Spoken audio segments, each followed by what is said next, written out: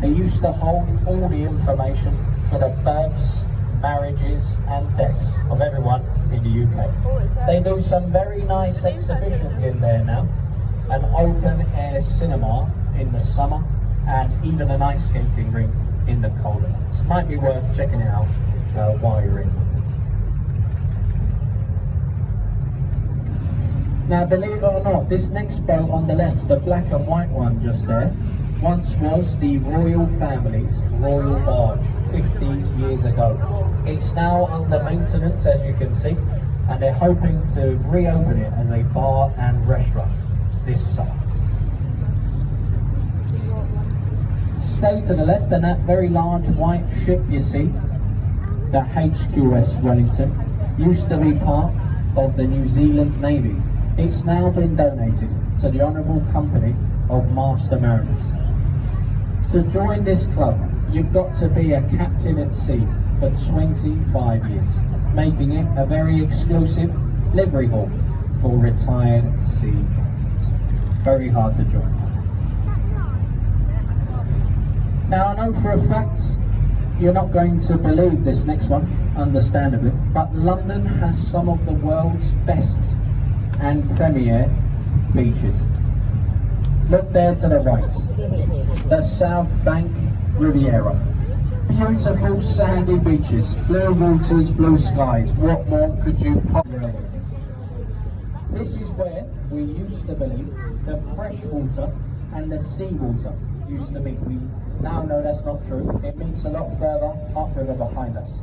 And at the moment, beneath the boat, we're travelling above brackish water, which is a mixture of fresh and salty water on this part of the Thames.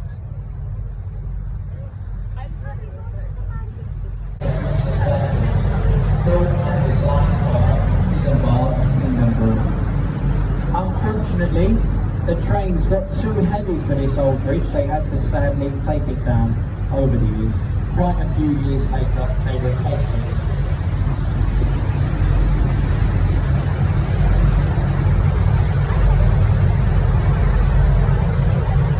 And look to the left, that is the best view of St Paul's Cathedral. St Paul's is 365 feet high, easily remembered as 1 foot for every day of the year. Designed by Sir Christopher Wren, completed in 1710. Not a lot of people seem to notice, but have a look just above the dome. A little viewing platform near the top, quite a few people up there today, next to the Whispering Gallery near the top. And it will cost you about about £20 to visit St Paul's. But I'll give you a little tip. The best day to visit is actually on a Sunday morning, because they do a mass in there which is free for the general public to attend. I say it's free. You will see a man in there walking around with a silver bucket asking for donations. And of course, if you were to put your change into that bucket, it would make quite a bit of noise. They say it sometimes disturbs the mass. So what they prefer is a silent collection. 5, 10, 20, 50 pounds, anything like that. The silent donation. Here we go. We're about to go under the Millennium Footbridge here, or the Wibbly Wobbly Bridge as it's most commonly known. It got this nickname because it was opened in the year 2000 at 12 o'clock by the Queen. It was then closed at 1 o'clock by the Metropolitan Police Service because it was swaying so violently. The architect said on national television, "There's nothing wrong with the way that I built my bridge. It's just the way Londoners walk." So that was his excuse. Perfectly safe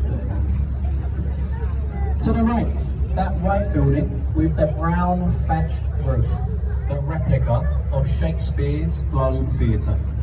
That's the only building in London that was allowed to be built out of timber and thatch since the Great Fire of 1666. You can still go in there today and watch one of Shakespeare's plays in the traditional way for just £5. And £5 for live entertainment in this city. That's very good value for money, I'm sure you'll like it. Are we all enjoying the live commentary so far, folks? Yes, fantastic. I'll carry on then. Sounds good to me.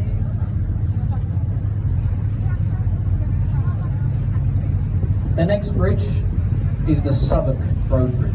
It's the least used bridge here in London. The reason for this, when they built it, they used too many back streets and back roads to connect to the bridge. No one can really find it. Mostly used by commercial drivers, as you will see. Buses, vans, lorries, that kind of thing. So not forming at its nearby Rose and Globe theatres. And this is also the establishment where me and my friends behind me driving the boat will be visiting straight after. Quite a few to stand here over the years. One fell down, one burnt down, one began to sink into the mud, became a bit unstable. The one that was sinking, we sold it to an American businessman. He moved the bridge overseas and rebuilt it over Lake Havasu in Arizona, where it still stands there. I know that sounds made up, it's 100% true. Have a look online. Very quickly, between the two grey buildings to the left, the tallest freestanding column in the world, 202 feet high, 311 steps all the way to the top. It's got the golden crown on top of it. It's simply called the Monument, and it's to commemorate the Great Fire of London. They think it started over there where it now stands today. And as you can imagine, I often get asked many of the Imperial War Museum. This ship was also built in the same shipyard as the Titanic, the Harland and Wolff shipyard over in Belfast, where the name obviously comes from. Take you a little bit further, closer to Tower Bridge, and we're very shortly going to be turning the boat to the left. So in a few moments you're going to get a great photo on the right. Before we turn though, we're first going to mention that execution. Read on the river wall where the water is coming out. Can you see that? It says, entry to the Traitors' Gate. There used to be a tunnel there. And if you were found guilty of treason, you'd have been found guilty at the Houses of Parliament, where we just came from. You'd have been brought here on a boat without a commentary. And you would have been taken through that tunnel into the centre, where they would have chopped your head off.